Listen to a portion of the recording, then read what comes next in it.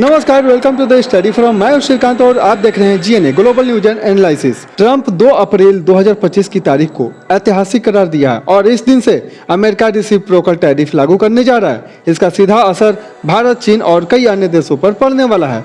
Trump ने अपने भाषण में कहा, USA will not just become great, it will become rich, making America rich again. यानी अमेरिका सिर्फ महान नहीं बल्कि फिर से समृद्ध बनेगा। हालांकि इसका सीधा मतलब यह है कि अन्य देशों के लिए मुश्किल बढ़ने वाली है। जैसे ही ट्रंप ने 2 अप्रैल से टैरिफ बढ़ाने की घोषणा की, चीन ने आक्रामक प्रतिक्रिया दी।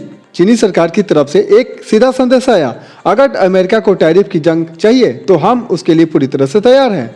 इसका मतलब यह हुआ कि चीन भी जवाबी टैरिफ लगाएगा और देखेगा कि कौन इस आर्थिक जंग को अधिक समय तक सहन कर सकता है। अमेरिकी नीति बेहद स्पष्ट है, अगर कोई देश अमेरिकी उत्पादों पर टैरिफ लगाता है तो अमेरिका भी उसी अनुपात में जवाब देगा। उदाहरण के लिए हार्ले डेविडसन मोटरसाइकिल पर भारत पहले से 100% टैरिफ लगाता था, जिससे उसकी कीमत 2 गुनी हो जाती थी। अब अगर अमेरिका भारतीय उत्पादों पर टैरिफ लगाता है तो वहां से उपभोक्ताओं को अधिक कीमत चुकानी होगी। अमेरिका पहले से ही चीनी उत्पादों पर 10% टैरिफ लगा चुका है और अब इसे बढ़ाने की योजना बना रहा है। 2 अप्रैल से रेसिप्रोकल टैरिफ लागू होने के बाद भारतीय उत्पादों पर भी इसका असर पड़ेगा। इसी के साथ जो अन्य देशों की जो रिएक्शन है, चीन ने टैरिफ के साथ साथ अपने रक्षा बजट में भारी बढ़ोतरी की है।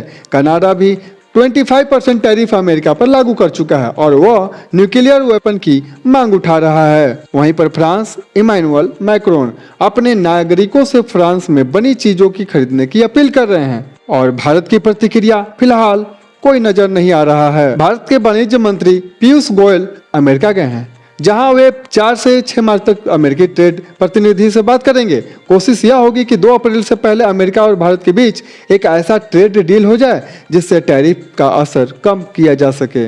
एक दिलचस्प संकेत यह है कि टेस्ला ने भारत में हायरिंग शुरू कर दी है, जो यह दर्शाता है कि अमेरिकी कंपनियां भारतीय बाजार में दिलचस्पी ले रही है। अब सबसे बड़ा सवाल उठता है कि अगर 2 अप्रैल से भारत पर टैरिफ लागू हो जाते हैं तो भारत को क्या कदम उठाने चाहिए? क्या भारत को भी चीन की तरह जवाबी टैरिफ लगानी चाहिए या फिर बातचीत से ही मामला सुलझाने की कोशिश करनी चाहिए? डोनाल्ड ट्रंप ने अपने भाषण में पाकिस्तान को खुलेआम धन्यवाद दिया और कहा पाकिस्तान ने हाल में ही आतंकवाद के खिलाफ अमेरिका की मदद की है। इसके साथ ही अमेरिका ने पाकिस्तान को $400 मिलियन की मिलिट्री सहायता देने की घोषणा की है। इसका सीधा मतलब यह है कि ट्रंप प्रशासन पाकिस्तान के साथ रिश्ते मजबूत करना चाहता है। यह भारत के लिए चिंता का विषय हो सकता है, खासकर तब हमास जैसे आतंकवादी संगठन पीओके में एक्टिव हो रहे हैं। 2 अप्रैल 2025 को दुनिया में सबसे बड़े बदलाव देखने को मिल सकते हैं। इस दिन से कई देशों की आर्थिक नीतियां बदलने वाली है और कई जगह पर जबरदस्त विरोध देखने को मिल सकता है। अब सवाल आपसे है कि